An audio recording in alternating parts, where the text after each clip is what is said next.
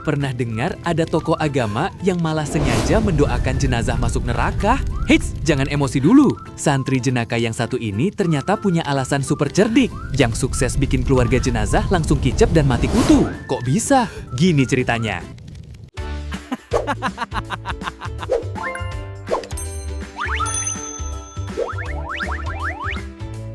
Sahabat, kisah kali ini datang dari seorang santri yang sudah lulus dan kembali ke kampung halamannya. Di desanya, ia dikenal sebagai tokoh masyarakat yang sangat dihormati. Nah, masyarakat di daerahnya ini cukup beragam. Ada yang berlatar belakang Nahdlatul Ulama atau NU, ada juga yang bukan pengikut NU. Tapi bagi sang santri, perbedaan itu bukanlah masalah. Suatu hari, ada kabar duka. Salah satu tetangganya yang kebetulan berbeda pemahaman meninggal dunia. Sebagai tokoh masyarakat yang baik, sang santri tentu saja ikut bertaksiah. Ia membaur dengan warga lainnya, menghibur keluarga yang ditinggalkan, bahkan ikut mengantar jenazah hingga proses penguburan di makam selesai. Singkat cerita, setelah tanah makam diratakan, sang santri dengan sopan meminta izin kepada keluarga almarhum. Bapak, Ibu, sebelum kita semua pulang ke rumah, alangkah baiknya kita doakan dulu almarhum di sini. Namun di luar dugaan, permintaan baik itu ditolak mentah-mentah oleh pihak keluarga. Rupanya, keluarga tersebut memiliki keyakinan bahwa doa untuk orang mati itu sia-sia. Ah, tidak usah repot-repot berdoa segala. Lagian apa gunanya kita mendoakan orang yang sudah mati? Doa dari orang hidup itu nggak bakalan sampai pada orang yang sudah mati. Mendengar penolakan yang sinis itu, sang santri tidak lantas emosi. Otak cerdas ala pesantrennya langsung berputar.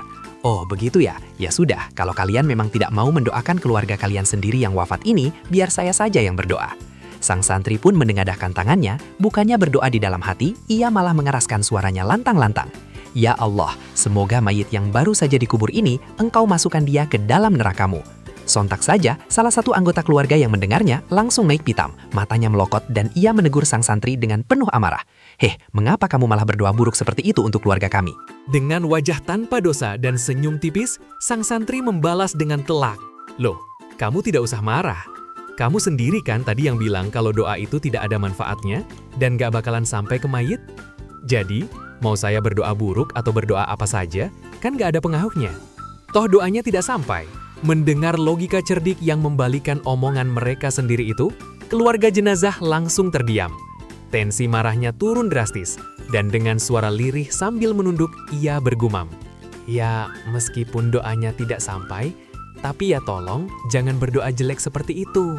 Sahabat, dari kisah santri yang jenaka namun cerdik tadi, ada hikmah mendalam yang bisa kita petik. Pertama, kita harus pandai bermasyarakat tanpa memandang bulu. Siapa saja yang terkena musibah, kita wajib bertaksiyah dan peduli. Mau dia berbeda organisasi, entah itu NU, Muhammadiyah, Persis, LDII, atau yang lainnya, kita semua pada akhirnya punya satu tujuan yang sama, yaitu mencari ridho Allah Subhanahu wa Ta'ala. Kedua, orang yang bijak pasti tidak akan keberatan jika diminta berdoa. Sebab, bayangkan saja, andai kata doa itu benar-benar sampai pada mayit, betapa besar manfaat dan pertolongan yang ia dapatkan. Namun, andaikan pun doa itu diyakini tidak sampai, tidak ada ruginya sama sekali bagi kita. Mengapa? Karena mendoakan orang lain itu sendiri sudah dihitung sebagai ibadah yang berpahala. Mari kita renungkan dua pesan indah dari baginda Nabi Muhammad SAW. Barang siapa beriman kepada Allah dan hari kiamat, maka hendaknya ia memuliakan tetangganya. Dan dalam hadis lain disebutkan, sesungguhnya Allah menyukai orang yang pemalu dan orang yang bijaksana. Dan Allah membenci orang yang jahat serta buruk perkataannya. Wah, cerdik sekali ya cara santri tadi membalikan logika. Kalau sahabat ada di posisi santri tersebut, kira-kira apa yang bakal kalian katakan? Yuk, tulis pendapat atau pengalaman lucu kalian saat menghadapi perbedaan di kolom komentar. Jangan lupa klik tombol like jika cerita ini menghibur dan bermanfaat buatmu.